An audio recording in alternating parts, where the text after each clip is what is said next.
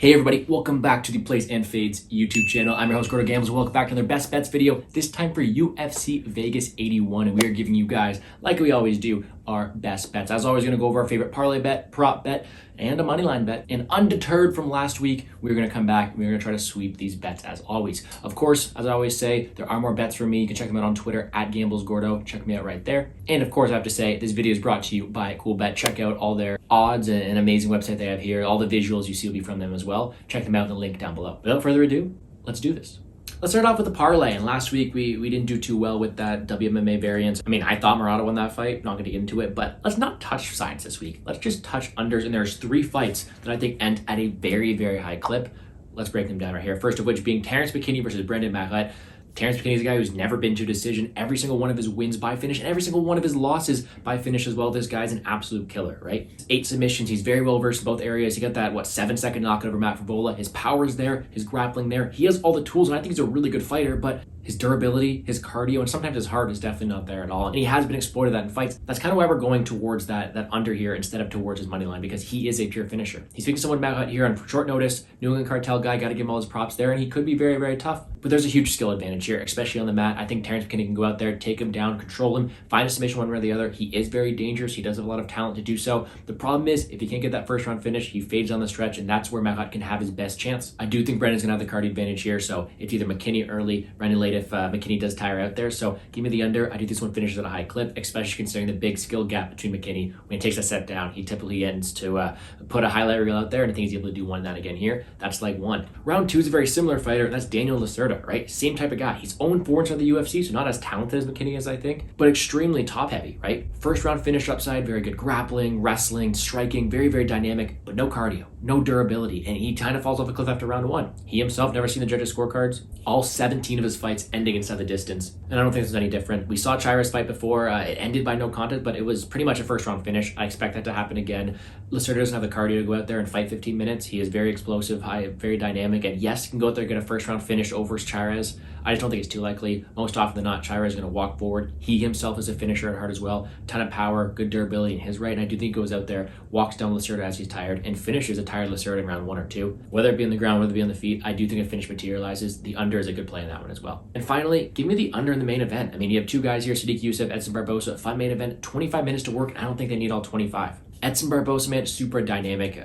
He holds so many highlight reels. He has that in his back pocket. We all know he's very dangerous. Just ask Billy Q. But he's getting older, right? He doesn't necessarily have that same durability. He didn't look too good against Bryce Mitchell. Has been knocked out in bouts before. And I do think he's facing someone very dangerous here in Sadiq Yusuff, someone who's going to have the volume, the grappling, and the youth upside here to go out there and cause problems to Barboza. I think Yusuff could clip the chin of Barboza, could wear him down the stretch. Yusuff could get a victory a lot of ways here. But I do think that the win-win condition for Barboza is catching Yusuff. Yusuff was rocked against Arnold Allen. I don't think his chin is perfect, and that is the major win condition for Barboza, so give me the under here. Those are 3 fights that I do think finish at a very high clip. McKinney versus Maggott, Chires versus Lacerda, Yusuff versus Barboza, all 3 of them probably together. Some good odds on Coolbet. I do think these are 3 fights that should end inside the distance. Again, not the prettiest type of thing. It is a chalk parlay. We're trying to build that bankroll, and I do think we are able to do so this week. 3 fights that I just don't see going to the scorecard, so we'll see if I can get proven wrong here. Next up, a money line. And there's a few ways I could go. I do think Petroski's live at his price tag. I do like Rodriguez, even though he's a favorite. I do really like Jennifer Maia as a favorite as well, but let's go with someone who's a really big underdog. And I'm not sure what the odds are at the time of me posting this,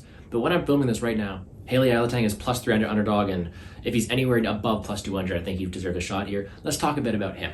Yes, at face value in a 50-50, minus 110, minus 110 fight, I would probably pick Chris Gutierrez. I just think he's the rangier one of the 2, better technical fighter. But I don't like really backing Gutierrez, and especially not at this price tag when he fights so close. He's had fights to a draw, fights to split decision against lower competition like Jarrell De Freitas and Felipe Colares, 2 guys who I think highly Alatang beats here. And the style of Chris Gutierrez, although very good footwork, very good work from the outside, doesn't really appeal too much because he's really one-dimensional in that regard. Yes, he has power, but not the most volume, not any really grappling upside either. If he doesn't really keep his opponents at bay, he can fight really close, and I do think Haley Alatang is going to continue to go forward, try to walk down Gutierrez and utilize his boxing. Haley Alatang himself has a lot of power in his hands. I do think he's trying to make things dirty, try to land those hooks, try to really connect to the chin of Gutierrez and close the distance. Additionally, I do think Alatang is going to have that ground advantage. All this to say is I do not think Alatang should be this big of an underdog. And although Gutierrez is talented, I don't know how he covers his price tag. I don't see him getting a finish at 2 clip, and even in a decision win, it's going to be close. I do think that Alatan could win the optics, close the distance, potentially threaten with some grappling, and you connect with those hooks from close distance. I think when you pressure someone like Gutierrez, good things can happen. I do think this is a very, very close fight. Give me the big plus money number. If you can get the plus 3.5, take that as well, because I do think Alatan might be able to bang one here. But I do think this line's very wide. Give me the dog and Alatan.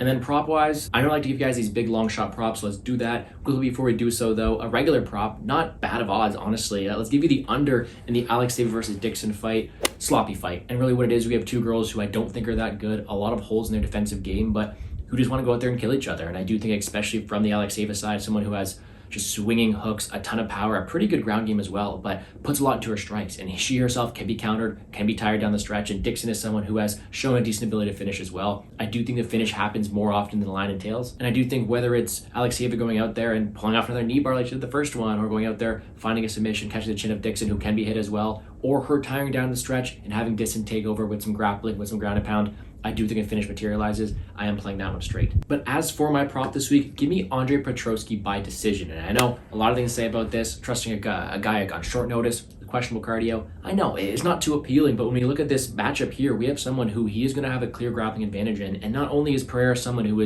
can be taken down, can be controlled, he's coming up a weight class. Petroski has been able to defy the odds pretty early. Very, very good control wrestling. And although he's in the best technical striker, he is very, very good from top position, is going to be the true 185 here, and have the ability to control Pereira for at least a couple rounds. Add in the fact that Pereira isn't one of the most one-shot knockout power kind of guys. He's more volume-based. I do think Petroski can survive the later rounds, living off this price tag and potentially securing a decision win way more often than this line entails. So give me the wrestling and size of Petroski to go out there and win a close decision. I do think it's close, but this line shouldn't be where it is. I think the major win condition for Petroski is that decision, so we will take it there. But that's going to do it for us here on the Plays and Fades YouTube channel. Quickly going to recap. Our parlay is the under in the main event, Lacerda versus Chairez, and in the McKinney versus Mahat fight. We are then taking the money line of Alatang Haley at big dog odds. We just think that line's too wide. Take another fight doesn't go in Alexeeva versus Dixon, and then our long shot prop this week is going to be Petroski by decision. All those things I'm liking, and all those things I will be taking on Coolbet this weekend. Hit the link down below to do so as well. But that's going to do it for me here on the Plays Fade YouTube channel. Hit the like button down, subscribe to the channel, show some love, check out Coolbet. I wish everyone with the best of luck at all your DraftKings and betting endeavors this weekend. Let's make some money, guys.